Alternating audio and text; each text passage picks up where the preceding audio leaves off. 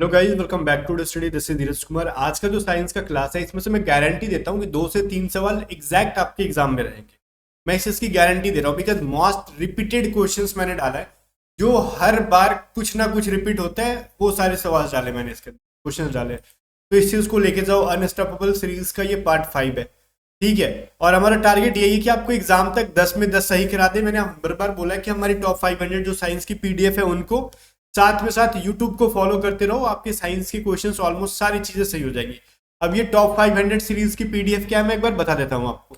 आप में से अगर कोई बच्चा अभी तक नहीं लिया हमारी टॉप 500 पीडीएफ को, तो मैं कह रहा हूँ हमारी 500 पीडीएफ जो सीरीज है ना, तो इसमें की जितनी भी पीडीएफ है, English, science, reasoning, math, GK, इन सबको एग्जाम से पहले 2 से 3 बार सॉल्व कर लो, पढ़ लो, रट लो बढ़िया से। बिकॉज जब भी आपके एग्जाम में क्वेश्चंस आएंगे तो 90% 95% चीजें सेम पैटर्न पे हमारी पीडीएफ से आएंगे और हर बार आते हैं। हर बार आते हैं इस बेसिस पे मैं बोलता हूं, ऐसा नहीं कि हवा। हर बार क्यों आती? क्योंकि मैं पहले खुद एग्जाम क्रैक करता हूं, जैसे coast guard assistant commandant, AFCAT का भी रिसेंटली मैंने क्रैक किया, उसके बाद जाके पीडीएफ बनाता हूं। तो देखो, हमारी इंग्लिश की जो 500 सीरीज की जो पीडीएफ है, इसके अंदर 800 वोकैबलरी है और 500 क्वेश्चंस के प्रैक्टिस हैं और सॉल्यूशन के साथ। तो अगर आपको इंग्लिश की लेनी है तो इंग्लिश की प्राइस 60 रुपीज है। आप व्हाट्सअप करके बाई कर सकते हो, व्हाट्सअप नंबर दे रखा है। साथ में अगर आप रीजनिंग लोगे तो 100% एक सिंगल क्वेश्चन भी हमारी पीडीएफ के पैटर्न से बाहर नहीं आएगा, पूरे चैप्टर वाइज पीडीएफ है और इसके सॉल्यूशंस भी डाले हमने, जिसकी प्राइस है 45 रुपीज रीजनिंग की। व्हाट्सअप करके बाई करो आप। वहीं पर अगर आप मैथमेटिक्स सेक्शन 1 में पूरे के पूरे 20 में 20 सवाल सेक्शन 1 के, जीडीडीपी, आंतरिक, तीनों के हमारे पीडीएफ के पैटर्न पे आएंगे। इस चीज की मैं गारंटी लेता हूं, बिल्कुल भी एकदम सिंगल क्वेश्चन यहां से बाहर नहीं आने वाले, ठीक है। तो अगर मैथ बाई करना है तो व्हाट्सअप करो और व्हाट्सअप करके इसकी प्राइसेस है 55 रुपीज। आप कोई भी एक भी पीडीएफ भी बाई कर सकते हो जिसकी जरूरत है, या फिर टोटल पढ़ लोगे तो बेटर रहेगा। 60 में 55 में बोलता हूँ ना, टारगेट लेके चला करो हमेशा। और वहीं पे साइंस की पीडीएफ की प्राइस है 50 रुपीज। साइंस हिंदी और इंग्लिश दोनों लैंग्वेजेस में।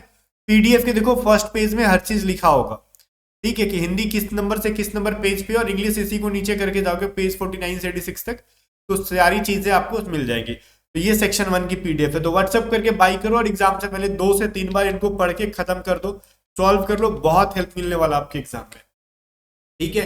अब चलो फिर हम लोग चीजों को स्टार्ट करते हैं। ये एटॉमिक फोर्स जो होता है वो किस सिद्धांत पे काम करता है? देखो, तो एटॉमिक जो फोर्स होता है ना, वो जनरली नाभिकीय खंडन पे काम कर रहा होता है। तो मैंने 2 से 3 बार चीजें क्या, ज्यादा बार इसको बता दिया कि नाभिकीय संलयन क्या होता है, नाभिकीय विखंडन क्या होता है, न्यूक्लियर फ्यूजन क्या होता है, न्यूक्लियर फ्यूजन क्या होता है। एटॉमिक फोर्स, परमाणु बम जितने भी होते हैं, ठीक है, बल हो या बम हो, क्योंकि बम के अंदर फोर्स ही होता है ना, एटॉमिक फोर्स, तो वो हमेशा नाभिकीय विखंडन पे काम कर रहे होते हैं, फ्यूजन के ऊपर। क्यों भाई? देखो, एटॉमिक फोर्स में क्या होता है, एक न्यूक्लियस जो होता है ना वो टूटता है, टूट के अलग अलग क्या होता है, मतलब हैवी एनर्जी प्रोड्यूस करता है। और नाभिकीय संलयन, न्यूक्लियर फ्यूजन के अंदर कुछ टूटता नहीं है, दो कण, दो पार्टिकल्स एक दूसरे से टकराते हैं और हैवी एनर्जी प्रोड्यूस करते हैं। चीजें समझ में आ रही है? तो नाभिकीय संलयन बहुत ज्यादा स्ट्रांग होता है नाभिकीय विखंडन से भी ज्यादा। तो ठीक है, आपने सुना है ना, परमाणु बम, हाइड्रोजन बम, ये सभी चीजें, तो नाभिकीय विखंडन पर ये काम कर रहा होता है एटॉमिक फोर्स। आगे कह रहा है अनुप्रस्थ तरंगे क्या होते हैं, ट्रांसवर्स वेव्स किस माध्यम से उत्पन्न की जा सकती है। तो आपको ये जो वेव नजर आ रही है वो कैसी वेव है भाई? ये कैसी वेव है? तो ये है अनुप्रस्थ तरंगे। आपको दिख रही है किस तरीके से चल रही है? दिख रही है ये आपको वीडियो में? ध्यान से देखो। तो ये चीजें सिर्फ और सिर्फ हम ठोस के अंदर ही प्रोड्यूस कर सकते हैं, गैस में नहीं कर सकते, लिक्विड में नहीं कर सकते, ठीक है। तो सिर्फ और सॉलिड, ओनली सॉलिड के अंदर क्या कर सकते हैं भाई, इसको प्रोड्यूस कर सकते हैं। समझ में आ रहा है? जब भी अनुप्रस्थ तरंगे कहेगा तो हमेशा ठोस के अंदर ही इसको हम लोग क्या करेंगे, प्रोड्यूस कर पाएंगे। और वहीं पे कहेगा अनुदैर्ध्य तरंगे, ये देखो किस तरीके से चल रहा है, ऐसे, ठीक है, ऐसे, मतलब तरीके से ये लॉन्गिट्यूडिनल, ठीक है, वर्टिकल एक तरीके से चल रहा है। तो ये जो सीन है, इसको हम लोग क्या कर सकते हैं, तीनों माध्यम में कर सकते हैं, चाहे वो सॉलिड हो, चाहे लिक्विड हो, चाहे गैस हो। बिकॉज ये लॉन्गिट्यूडिनल भी है, ऐसे भी चल रहा है, ऐसे ऐसे भी, ऐसे ऐसे भी। बट ये वाला क्या सीन था, सिर्फ और सिर्फ ऐसे ऐसे चल रहा है। बस समझ में आ रहा है? तो इनको हम तीनों माध्यम के अंदर अनुदैर्ध्य तरंगों को क्या कर सकते हैं, प्रोड्यूस कर सकते हैं, उत्पन्न कर सकते हैं। फिर कह रहा है सूर्य एवं तारों से प्राप्त ऊर्जा एवं प्रकाश का स्रोत है। तो सूर्य और तारा से जो जो भी एनर्जी मिलता है वो कहाँ से मिलता है? तारा के पास क्या अपना प्रकाश है? नहीं है ना, वो कहीं ना कहीं किसी भी स्टार, मैंने गलती में, तो सूर्य भी एक टाइप का क्या है, तारा है। चंद्रमा के पास अपना प्रकाश नहीं है, ठीक है, ध्यान से सुनना। मून के पास अपना प्रकाश नहीं है, लाइट नहीं है, बट किसी भी स्टार के पास उनका अपना क्या होता है भाई, अपना क्या होता है, प्रकाश होता है। जैसे सन भी एक क्या है, एक स्टार है। सूर्य भी एक प्रकार का तारा ही है, समझ में आ रहा है? और ऐसे सूर्य की तरह करोड़ों तारे हैं हमारे आकाशगंगा के अंदर, चीजें समझ में आ रही है? तो जितने भी तारा होते हैं इनके अंदर क्या होता है, जैसे हमारे सूर्य के अंदर क्या होता है, क्या सूर्य कोई पार्टिकल टूटता है, फूटता है? नहीं ना, टूट के ऐसा नहीं ना कि गिर रहा है, नहीं, उसमें क्या होता है, हाइड्रोजन और हीलियम के पार्टिकल्स टकराते हैं एक दूसरे से, ठीक है, कन्फ्रंट होता है उनके बीच में, टकराव होता है उनके बीच में, और हेवी एनर्जी प्रोड्यूस होती है, तो उनके बीच में होता है नाभिकीय संलयन, ये मैंने बता दी, न्यूक्लियर फ्यूजन, ठीक है ना। चलो, कभी सवाल इसी टॉपिक को देखो, मैं बता रहा हूँ नाभिकीय संलयन और नाभिकीय विखंडन को घुमा के कम से कम 50 सवाल बन जाएंगे, और मतलब 50 सवाल बनेंगे और उनके आंसर सिर्फ दो ही होंगे, या तो नाभिकीय संलयन या फिर नाभिकीय विखंडन, या तो न्यूक्लियर फ्यूजन या फिर फ्यूजन, बशर्ते कि जो समझ गया, अगर वो सूर्य से निकलने वाली ही प्रकाश आ रही है कहीं ना कहीं हमारे पास, उसका आंसर पूरा ठोक बजा के कर देना न्यूक्लियर फ्यूजन, FUSION मतलब संलयन, ठीक है। चलो, और ऐसा लग रहा है कि नहीं ये कहीं से टूटने फूटने से, किसी बम वम फूटने से आ रहा है, ठीक है ना, जैसे हाइड्रोजन बम को छोड़ के तो लग रहा है कोई न्यूक्लियस किसी का टूट के एनर्जी निकल रहा है, तो फिर विखंडन कर देना, चीजें समझ में आ रही है ना। आगे चलो, 5th नंबर देखते हैं। कह रहे सूर्य बना होता है, अब सूर्य किसका बना होता है बताओ भला, ये भी बताने वाली चीज है? कहोगे नहीं सर अभी तो आपने बताया, संलयन संलयन कर रहा हूं तो मैं बोल रहा हूँ ना बार बार कि हाइड्रोजन और हीलियम टकरा रहे हैं संलयन में, फ्यूजन में, तो वही है ना, हाइड्रोजन और हीलियम से मिलकर बना है, तो ए और बी दोनों सही है, ए एंड बी दोनों सही। चलो फिर आगे बढ़ते हैं। उष्मा का एसआई मात्रक क्या होता है? तो उष्मा का एसआई मात्रक आप में से कुछ लोग कहेंगे सेल्सियस, उसमें से कहेंगे फ़ारेनहाइट, और जूल भी कह देंगे, बहुत बढ़िया, भी कहते हो, बट सही आंसर तो आपके कहने से नहीं हो, बदल जाएगा, तो जूल ही होगा, ठीक है। एसआई यूनिट में पूछा आपसे तो जूल ही होगा। और एक चीज ना, जूल का स्पेलिंग ध्यान देना, कुछ लोग जूल में JULE लिख देते हैं जब लिखना होता है, तो ये स्पेलिंग्स पे थोड़ा वर्क किया करो, JOULE होते हैं, ठीक है ना। ये कह रहे हैं ताप का एसआई मात्रक क्या होता है बताओ भला, ये भी पूछने वाली चीज है, केल्विन होता है। टेम्परेचर का एसआई यूनिट, अब एसआई यूनिट क्यों कर रहा हूं मैंने, जनरली ये चीजें PDF में मेंशन कर रखी है, एसआई यूनिट भी पूछा जाता है आपके एग्जाम के अंदर, ठीक है, तो ये केल्विन होता है। डायमेंशनल फॉर्मूला भी कभी कभार। आगे कह रहे हैं नाभिकीय रिएक्टर सबसे पहले किसने बनाया था, who build the first nuclear reactor? आपको पता है? नहीं पता है तो फर्मी नाम के एक इंसान ने क्या किया था, नाभिकीय रिएक्टर बनाया था फर्स्ट। वायुमंडल की आर्द्रता मापने वाला, और ये मेरे हिसाब से मैं बता रहा हूँ आपको, मैं जब से पढ़ा रहा हूँ 10 बार से ज्यादा शिफ्ट में मैंने देखा है ये सवाल पूछा गया, और आपने एग्जाम भी दिया होगा ना, जितनी बार एग्जाम दिया होगा तब तक आपने सुना होगा, आपके या फिर आपके पड़ोसी के शिफ्ट में या फिर आपके किसी दोस्त के शिफ्ट में ये सवाल आया होगा, ठीक है। और इस बार भी 100% किसी ना किसी शिफ्ट में, मैं ये नहीं बोल रहा हूँ कि आप ही के शिफ्ट में आ जाए, आप जैसे भी 1000 बच्चे देख रहे होंगे इस वीडियो को, उनके किसी ना किसी शिफ्ट में आ जाएगा, ठीक है। तो ये हाइग्रोमीटर होता है, क्योंकि एक ऐसा सवाल है ना कि कुछ ना मिलता है तो इनको उठा लेते हैं, जैसे 2-4 सवाल कि कौन सा मेटल होता है लिक्विड फॉर्म में रूम टेम्परेचर पे, कौन सा नॉन मेटल होता है लिक्विड, ये ऐसे है ना जिनको मतलब कुछ ना मिले तो इनको उठा के डाल दो, ये ऐसे सवाल है।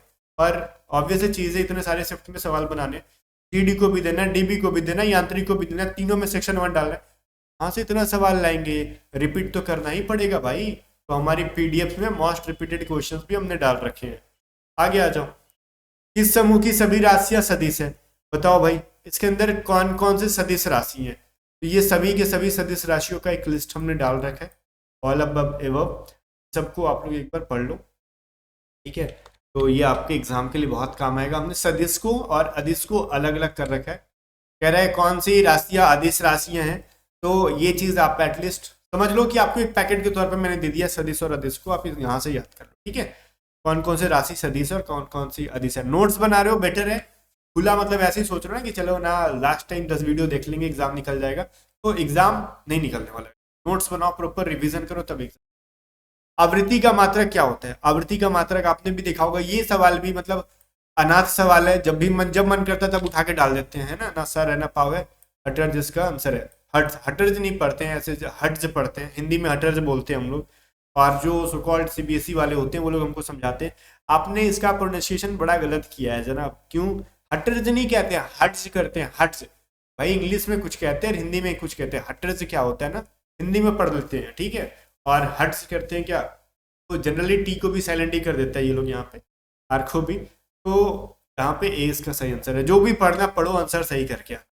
बाकी हमारी प्रोनाउंसिएशन और किसी की प्रोनाउंसिएशन सुधार के क्या फायदा। आई कह रहा है ध्वनि तरंग का वेग सबसे अधिक होता है। ध्वनि तरंग का वेग सबसे ज्यादा कहाँ पे होगा? एक चीज समझो, ध्वनि जो है ना, जितना ठोस चीज होगा उस पर अगर जितना आप मारोगे वो उतना आवाज करेगा। जैसे एक लोहे के बॉल को मारा आपने, करेगा ठक।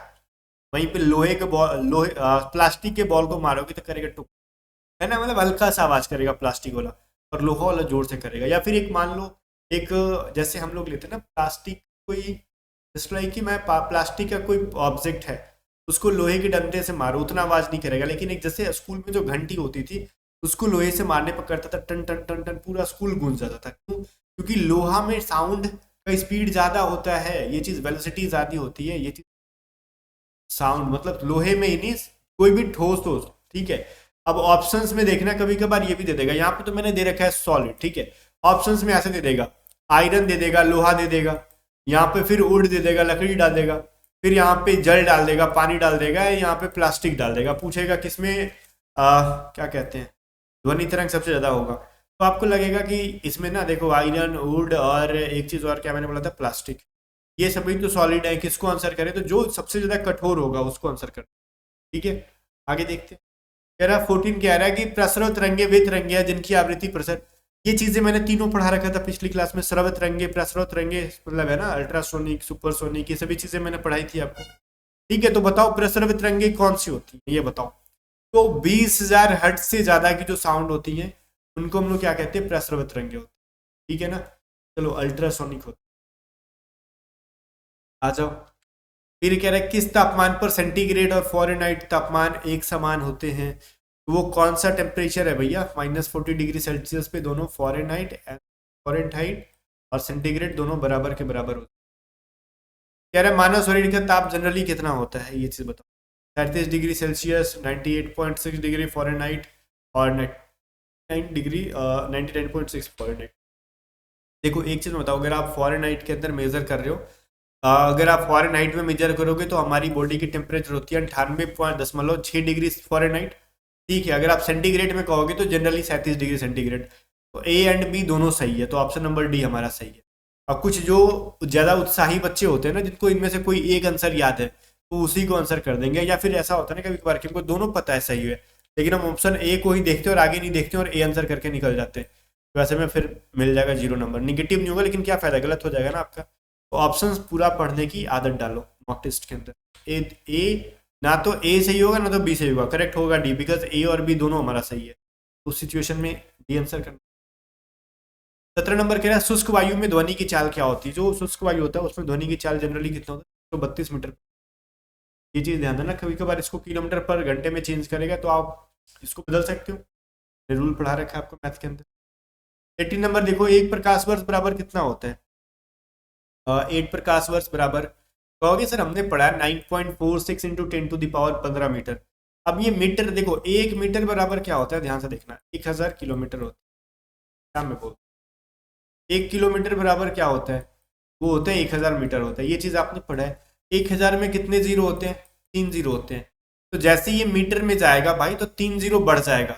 ये मीटर में गया तो हमारे 10 के पावर ये 15 है, 10⁻15 है, तो 15। लेकिन ये किलोमीटर में तो 12 है। क्यों? क्योंकि किलोमीटर में 3 जीरो कम, और ये पावर जो है ना 15, वो 10 के ऊपर उतने जीरो को डिनोट कर रहा होता है।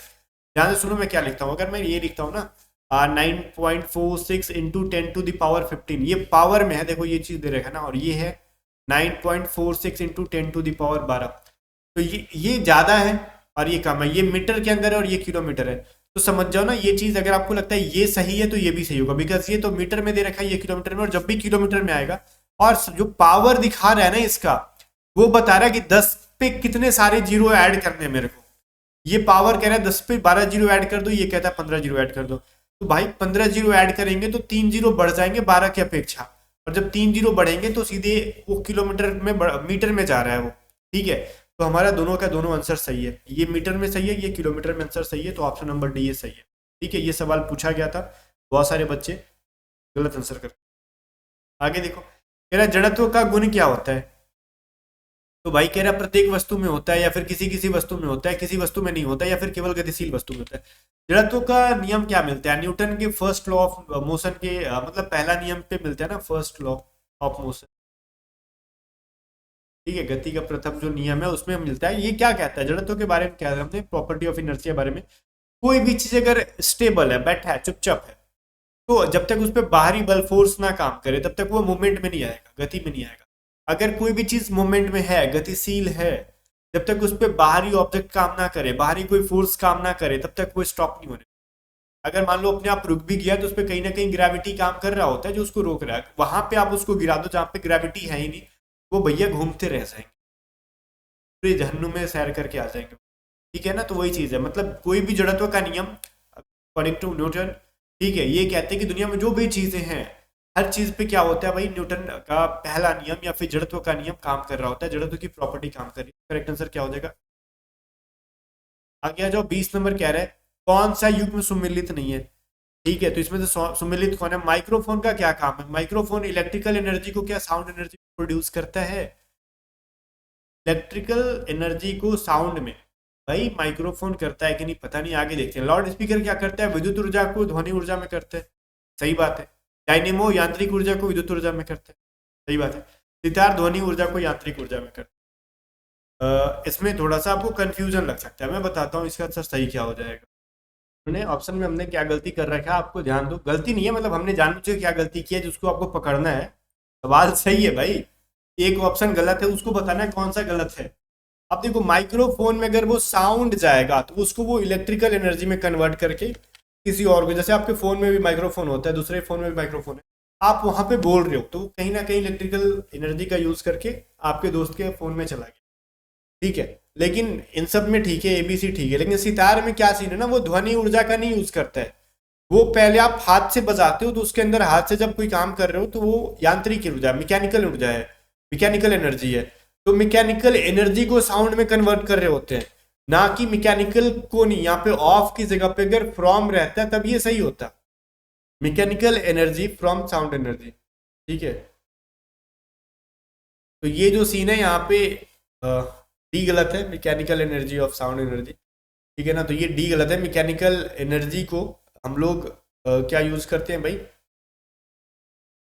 क्या मैं बोल रहा हूँ आपसे, हाँ, यांत्रिक ऊर्जा से ध्वनि में कन्वर्ट करते हैं, ना कि ध्वनि से यांत्रिक में। ऐसा थोड़ी कि साउंड आप दे रहे हो वो आपको काम करके दे रहा नहीं ना, आप उसको बजा रहे हो तो उसमें से आवाज निकल रही है। तो यही सीन है, बाकी कुछ नहीं है। बाकी जाने से पहले मैं आपको याद दिला दूं कि आप में से जो भी बच्चे अगर कोस्ट गार्ड की पेड बैचेज लेते हैं तो उसकी प्राइस मैंने कम कर दी, 615 रुपये कर दिए, जहाँ पे आपको वीडियोस और जो भी मैंने स्टार्टिंग में पीडीएफ बताए थे वो सब पीडीएफ मिल जाएंगे और ऑनलाइन टेस्ट सीरीज मिल जाएंगे। जस्ट सेक्शन 1 की complete reasoning, math, science, GK, English basics एकदम पढ़ाई गई है। ए टू जेड स्टडी ऐप के ऊपर ऐप डाउनलोड कर दो, लिमिट टाइम के लिए ऑफर है, फिर इसकी प्राइस बढ़ जाएगी। व्हाट्सअप करके पूछ लेना अगर ऐप डाउनलोड करने ना है, पेमेंट करना है तो, या फिर आपको सिर्फ पीडीएफ चाहिए बेसिक, ठीक है, तो आप पीडीएफ को व्हाट्सअप करके बाई कर सकते हो। व्हाट्सअप नंबर तो हमने दे ही रखा है 7279047787। बाकी मिलते हैं नेक्स्ट वीडियो में, तब तक के लिए बाय बाय। वीडियो शेयर कर दो।